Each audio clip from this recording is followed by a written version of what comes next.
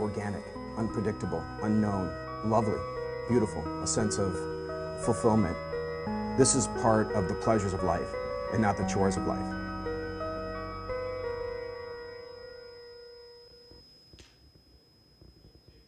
Coming up on Daily Iowan TV, gender inclusiveness. See how the Greek life community at the university is becoming more inclusive. And later, more information on the legislation set to grant immunity to students consuming alcohol.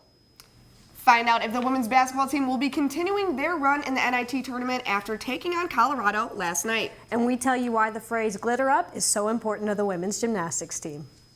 It's been really chilly all week, but it will start to warm up today. Find out more during weather. All that and more coming up. Daily Iowan TV starts now.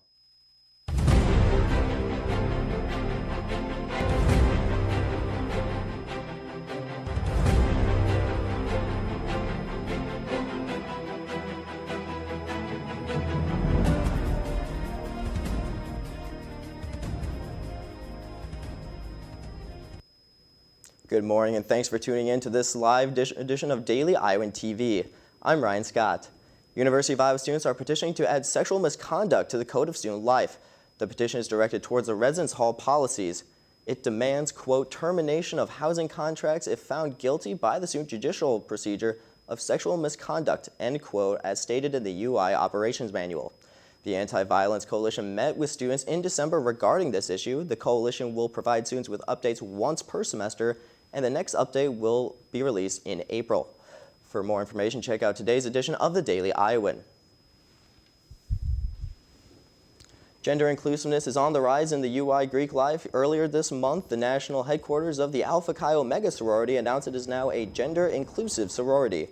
Students who identify as women could be admitted into their local chapter here on campus. The sorority's actions have inspired others on campus as well. Student government president and Zeta Tau Alpha sorority member Rachel Zuckerman wrote to her sorority's national leaders urging for the same policy change. Alpha Chi Omega and possibly Zeta Tau Alpha in the future will join the ranks of Gamma Rho Lambda sorority. They are the first gender-inclusive chapter to join the UI campus in 2015. Nationally, the sorority has been gender-inclusive since its founding in 2003, according to Greek life officials.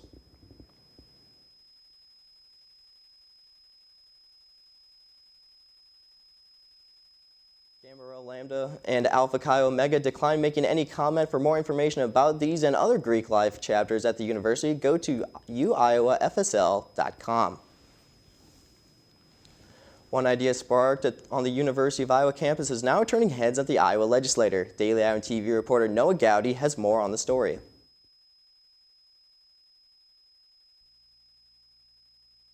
Underage drinking on college campuses has seen an increase in recent years and has people worried for the safety of those consuming alcohol. With current laws against underage drinking, it can make it difficult for the individual to ask for medical help if they are worried about the repercussions that could be held against them.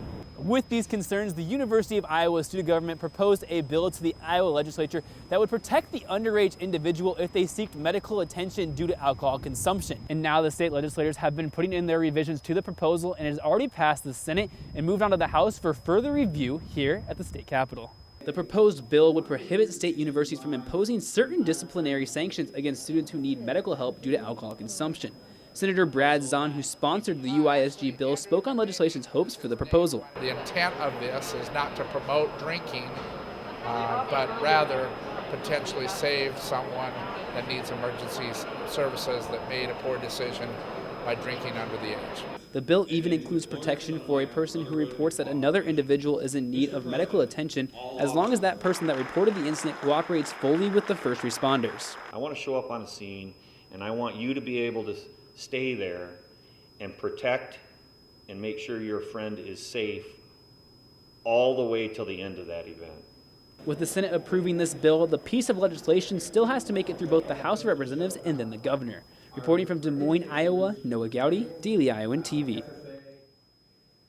There's no set date for when the bill will be voted on in the House of Representatives as of yet. Stick with Daily Iowan TV as the story develops further. Well, now that it's spring, I hope it starts to get warm. It's been pretty warm today, so let's hope that trend will continue. Let's toss it over to Kenzie in the weather studio to find out more. Although it's been the first week of spring, it has not felt like it. It's been quite chilly, but it will finally start to warm up. This morning's high will be 61 degrees with mostly cloudy skies. This afternoon will warm up with the high reaching 67 degrees, but get your umbrellas ready because showers are expected. Thunderstorms are expected into the evening hours with a high reaching 59. The rain will stick around Saturday morning with a high reaching 47 degrees. Now let's take a look at the 6-day extended forecast. Saturday afternoon and evening will remain rainy with a high reaching 48. April showers came a week early because the rain will stick around Sunday and Monday with the high reaching the mid-50s. It will finally be dry come Tuesday with partly cloudy skies and a high in the low 60s expected. More clouds will roll in Wednesday with mostly cloudy skies and a high in the upper 50s. The showers will return on Thursday with a high in the low 60s. That's your weather for this week. Thanks, Ryan. Back to you. Thanks, Kenzie. Legislation is making major changes to Iowa's firearm law. The changes advanced in the Iowa Senate last Tuesday.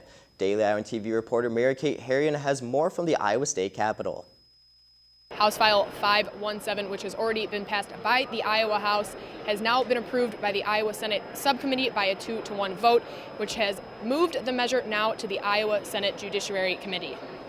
This piece, the question of whether you should be allowed to carry guns on campus, if that does not survive and gets pulled out of the bill, which would be a good thing, it'll be because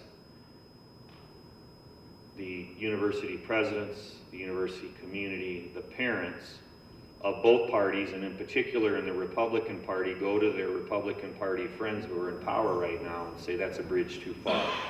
I think that a lot of people will throw out the fact that there have been some shootings that have happened on campus, and so I would advocate for actually stronger gun laws instead of opening up the floodgates to that extent. Iowa State Senator Republican Jake Chapman believes that it's in the students' rights to be able to carry a gun on a property that they are paying for if they want to. We're talking about Regent universities. These are universities that you guys and all of us pay for. They're your buildings, just like the building we stand in today is your building. That's why there's a provision within the omnibus bill that says you can carry here at the Capitol. These are your buildings. They're owned by you. You should be able to have the right to keep, bear, and protect yourself in those situations. So I am supportive of expanding that freedom and that right to college-age students. We will keep you updated on the progress of the bill as it moves through the State House. Reporting from the Iowa State Capitol, this has been Mary-Kate Harrion for Daily Iowan TV.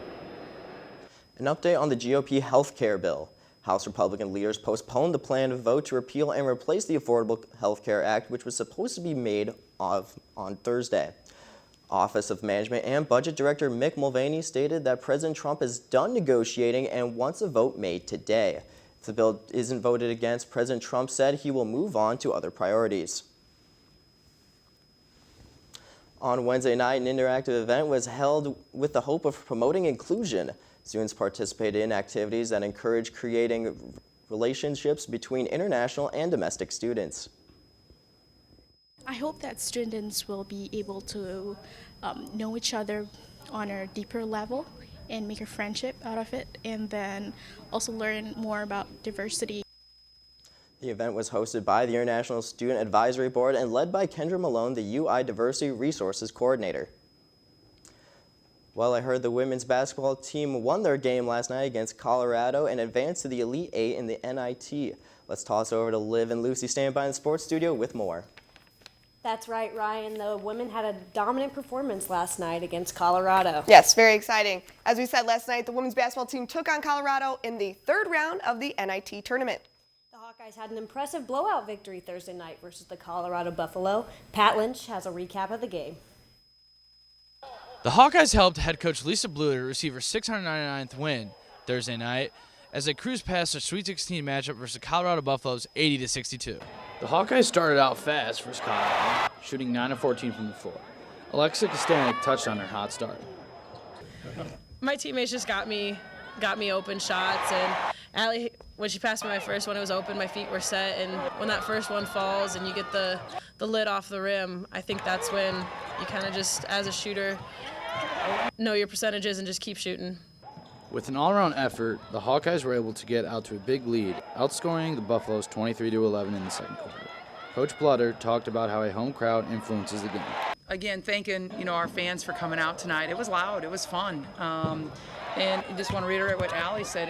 It means so much to us when people come out and help give us energy and enjoy the game with us. The Hawkeyes will play the winner of the UC Davis-Washington State game Sunday at 2 o'clock. Reporting from Carver Hawkeye Arena, Patrick Lynch, Daily Iowan TV Sports. A big part of this win was one senior specifically. That's right, Liv. Alexa Kostanek led the Hawkeyes in scoring as they took on Colorado Thursday night. Jacob Sinstad has more.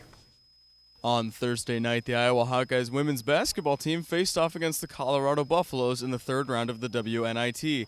Alexa Kostanek led the team with a career high of 19 points and shot over 50% from beyond the three-point line.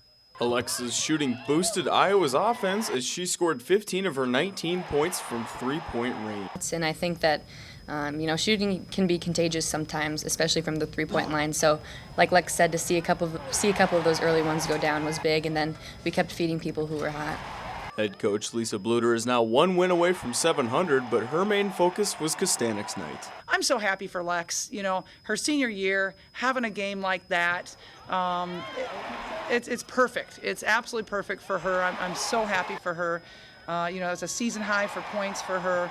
After her career night, Alexa's main focus is the WNIT and extending her final season.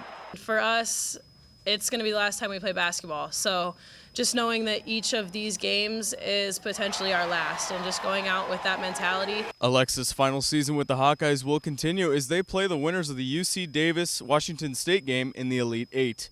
Reporting from Carver Hawkeye Arena, I'm Jacob Senstead, Daily Iowan TV Sports. The Hawkeyes will host Washington State on Sunday at 2 p.m. Every team uses different ways to win, and for the women's gymnastics team, they use glitter. The Iowa Hawkeyes women's gymnastics team is finishing up a great season, losing to only one Big Ten opponent this year. While the team has had great success, one thing is for certain, they have made an identity for themselves with the Glitter Up slogan. Glitter Up to me means that, it's just our time to shine. We've worked so hard in preseason, and it's just time to show off what we've done and how much we've worked hard. Yeah, we wear glitter, we love glitter, and it's just kind of like a reminder, we're out here to have fun, We're out here to glitter up. That's what we're here to do. Larissa says it, it's kind of our, breather moment. Where this slogan originated from is an even more interesting story. It started off as playful trash talk from the women's softball team, turned into motivation for the Gym Hawks. The softball team we're very close to, and they think it's funny that gymnastics gets dressed up and wears makeup, and we're just very different sports. So they thought it was funny that we never used to use that much glitter until they started making fun of us. So then we just started adding it, and they actually came up with a hashtag, and so they called us the Glitter Family. While most people only see glitter as an accessory, the Gym Hawks see it as a way to win. Reporting from Carver Hawkeye Arena, this has been Zachary Lohman with Daily Iowan TV Sports. The Gym Hawks will head to Champaign on Saturday, April 1st for the NCAA Regionals.